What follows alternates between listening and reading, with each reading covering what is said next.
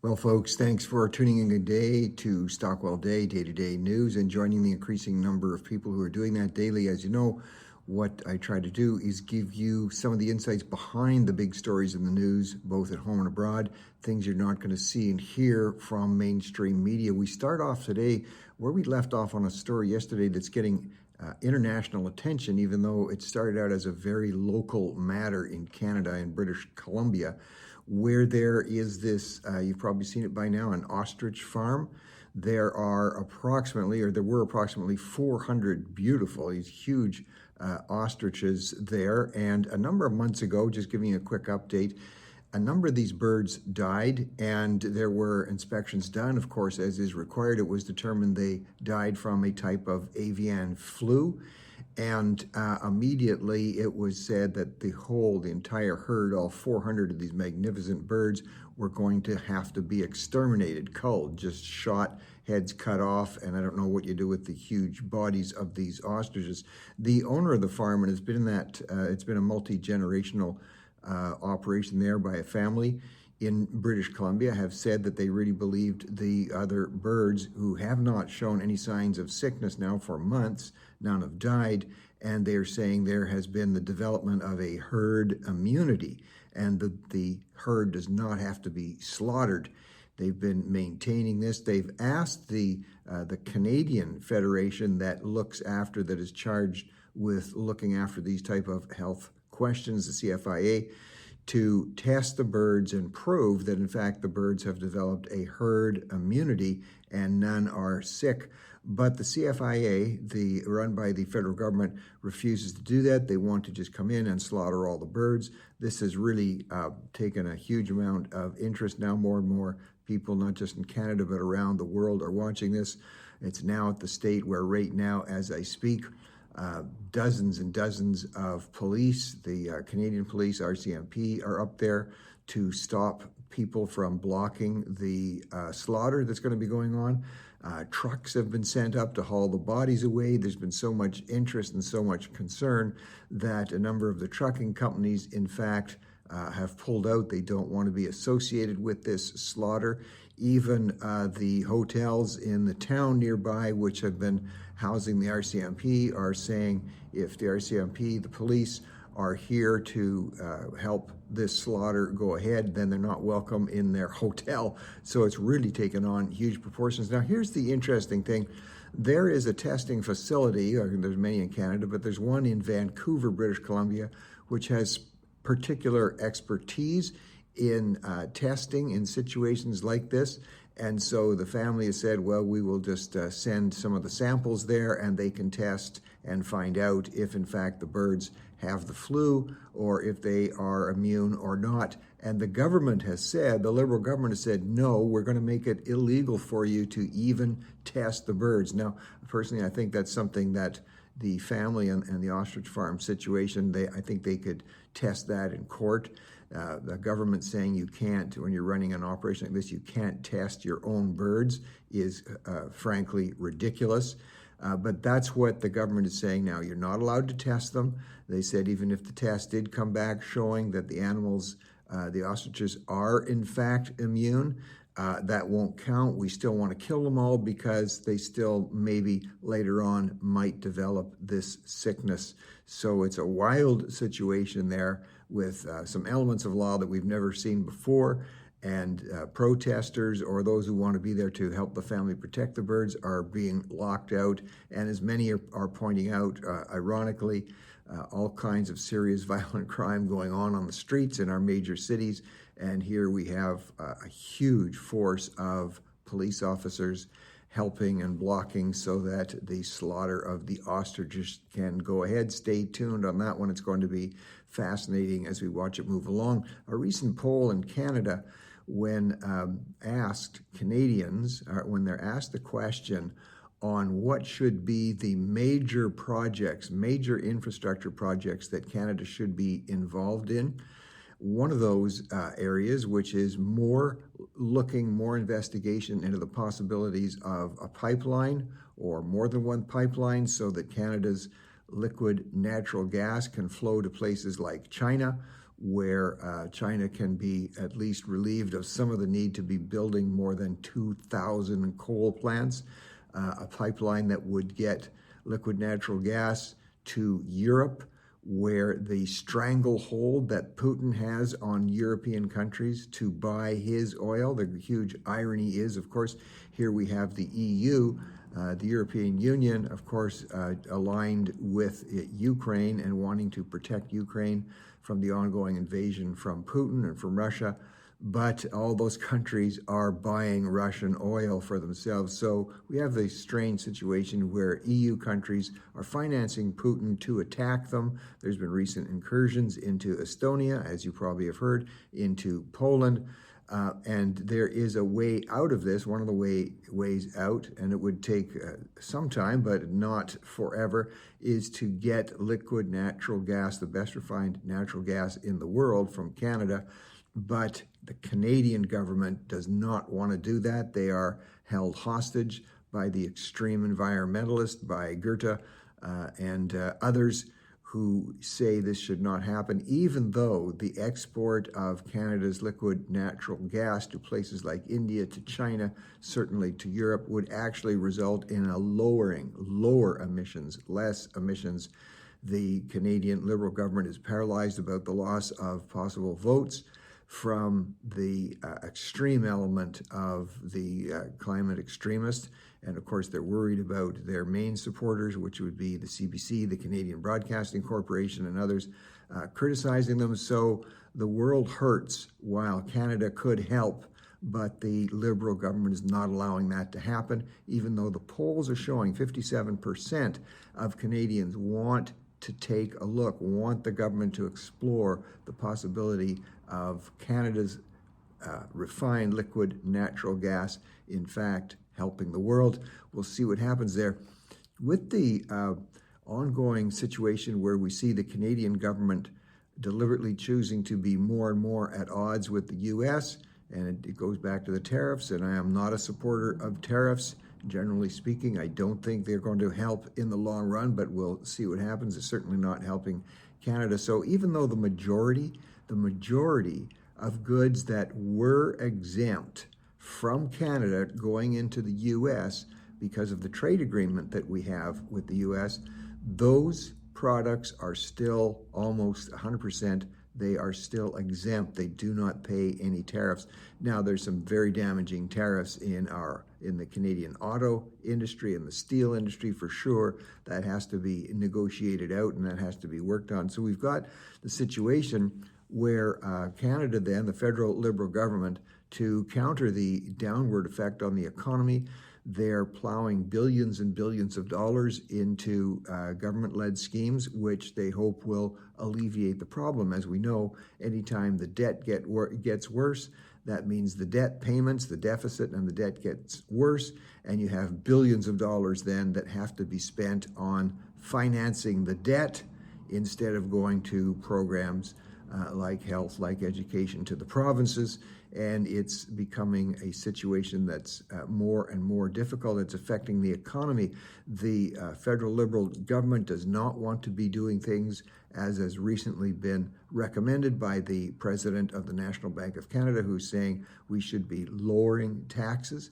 We should be drastically reducing unnecessary regulations so that businesses, which are already having a tough time, can make a way and can move ahead. But the federal Liberal government, with a huge deficit, which they're not even fully announcing yet, the debt continues to increase, our interest payments continue to go up, business continues to go down. Some of us have been pointing to the fact that there is a departure from Canada of smart people and people who are able to move, people who are able to move their businesses. This is continuing. It's not a good situation. A company by the name of Mistral, which is a very famous AI company, is in Montreal right now. They are hiring. They're hiring there for the best and brightest in Canada to move out of Canada and go to their operations principally in France, which is somewhat ironic because France is not exactly a tax haven in terms of their own tax rates, but more and more people in Canada are looking to leave and are looking at these offers that are being made from companies outside of Canada because of the economic problems we've got. And it's not just on the hiring end of individual companies. We see more and more, and now the case of the BC, the British Columbia Pension Fund, has just made some very significant investments, $2.5 billion into the UK. Sorry, that's £2.5 billion. That's a lot more than dollars, into the UK and into Ireland. And what they're doing there, they're investing there in AI companies in Ireland and in UK that are growing massively and are also supplying housing to people who are moving there to occupy these massively new growing data centers, which are going to be ongoing generational job creators and technology creators for years to come. And sort of ironic that the BC Pension Fund, and I am all for a pension fund being able to invest wherever they think they're going to be getting the best returns for their investors and for people who need to have their pensions stay healthy. I'm all for that, but it's ironic that because of the fiscal management situation in Canada, which is poor, and because of the fact that the federal Liberal government's policies are restricting and having a downward effect on the building of these data centers, which of course for AI will lead to all kinds of improvements in standard of living and in the world around us, even into solving some of the environmental problems, and companies leaving, and now money leaving Canada to invest in these centers in other countries. Not a good situation. The federal Liberal government needs to smarten up, needs to look at making life more bearable for its citizens. You do that by reducing taxes, among other things, and dealing with the huge excess regulatory load that citizens face, not just from the federal government, but from provincial governments and municipal governments. Interesting situation developed Canada, of course, with its reputation for being a world leader in all things related to the outdoors and to the north and to cold climates, and we are leaders there. And one of the many clothing band companies that Canada has, Arc'teryx, is a very well-known name brand. They're in trouble right now, of all places, in China. They got together with another company and with another group of individuals, a group of international artists, to put on a gigantic fireworks display that affected some of the area over Tibet. And so much so that even in Tibet and China, because fireworks displays, I guess, have a lot of side effects related to the environment. And this is a huge show that they put on, and they were using it for their advertising purposes. I mean, you can imagine some beautiful photography and cinematography that can be gained by showing Tibet and the mountains and China and the fireworks and this company's brand name up there. And they have been hit by protests, so much so that they're feeling it in the markets. They're apologizing for what they've done. They're trying to make amends for the pollution, apparently, that they're bringing over the beautiful skies of Tibet and the mountains in China. Back in Canada, in terms of technology growing, one of the largest food companies in Canada, Loblaws, is announcing that we're about to see a tremendous expansion of driverless trucks. All those trucks that take the produce to places like around Ontario with massive groceries. Increasingly, we're going to see, and eventually we're going to see, driverless trucks. They're operating right now. Again, this is amazing technology.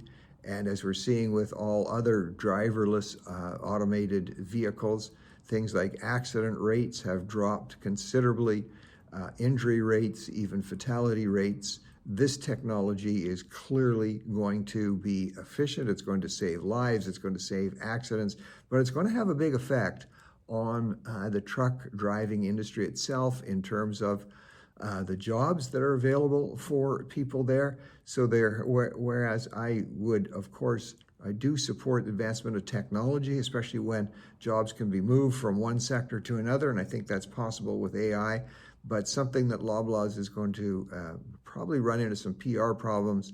They need to be looking at providing other forms of employment in the AI industry, even training people who used to be in the drivers themselves to look at where they can be efficiently used. Some opportunities there for people with this amazing technology, but some challenges for sure. President Trump in the United Nations has done a bit of a turnabout, and this has an effect, of course, around the world relative to Ukraine. Canada has the largest diaspora of Ukrainian residents, people who used to live in Ukraine, and of course this has been something that's been a reality in Canada for probably 100 years. The former communist regime through the 30s in the USSR and into the 40s and 50s, of course, causing mass starvation because of their socialist principles and policies on the fiscal side. Many people from Ukraine moving to Canada and doing wonderful things in virtually every area of life, from agriculture onwards. And now we have a situation where President Trump has said and set up such a system that they actually believe now, he's actually saying that Ukraine can actually win this war. That Ukraine now, because EU has finally, after years, they've quit relying on the US for sending in, as many countries do, sending in troops in a tough situation. Now they are gathering together. They are realizing that they can supply, EU countries can supply Ukraine with needed weapons and needed defense systems. And because they've realized that this has to be done and are finally doing it after generations, Ukraine now has the formidable capacity to resist the onward encroachment of Russia and even to become more offensive if they wish. This is a remarkable change, and certainly it's going to be affecting the Ukrainian community in Canada, who's been very open about receiving immigrants, people who are fleeing Ukraine. Really a positive signal from the U.S. and something that, no question about it, will bring alarm to Russia. They'll be looking to more support from one of their favorite allies, which is China. And the situation is going to get interesting, but a remarkable shift in prediction there from the U.S. In terms of a couple of cultural items that we like to look at each day, sometimes politics is downstream of culture. There are a number of things downstream of culture. And so there's obviously, and quite rightly, a lot of concern about young people and the amount of time they are spending on their devices. And there's been some thought that perhaps this is becoming less of a problem as more and more concerns are being raised by what happens to our brains, if not our hearts, when we are addicted to our machines and to our devices. And so we look for trends in culture, and a trend that we're just seeing, which is kind of interesting, is the huge cosmetic company Sephora has a recent influencer has truly gone viral here. A 15-year-old girl, her name is Salish Matter, and she has come up with a skincare product that, as adults and as parents, sometimes we underestimate the power of these young influencers. But her skincare product, which is geared for, are you ready, preteens, not just teens, but preteens, on its opening day of selling in the Mall of America, it virtually shut down the mall in terms of people who were lining up at midnight the day before the product was coming on.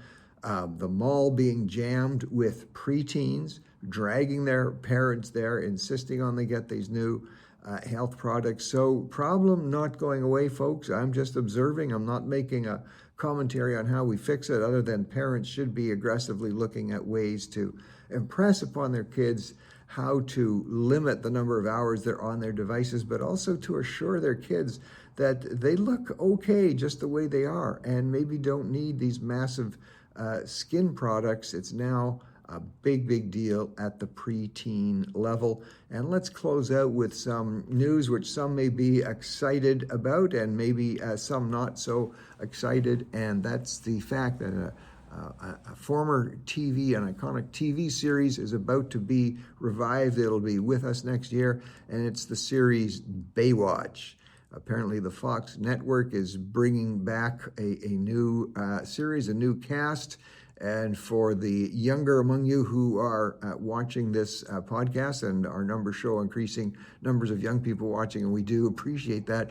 So Baywatch, just click and see what that was all about. One of the things that people are watching for, which we don't know yet, the stylistic movement, I guess you could say, among bathing suits in previous Baywatch years was for what some call that high-rise look of women's bathing suits.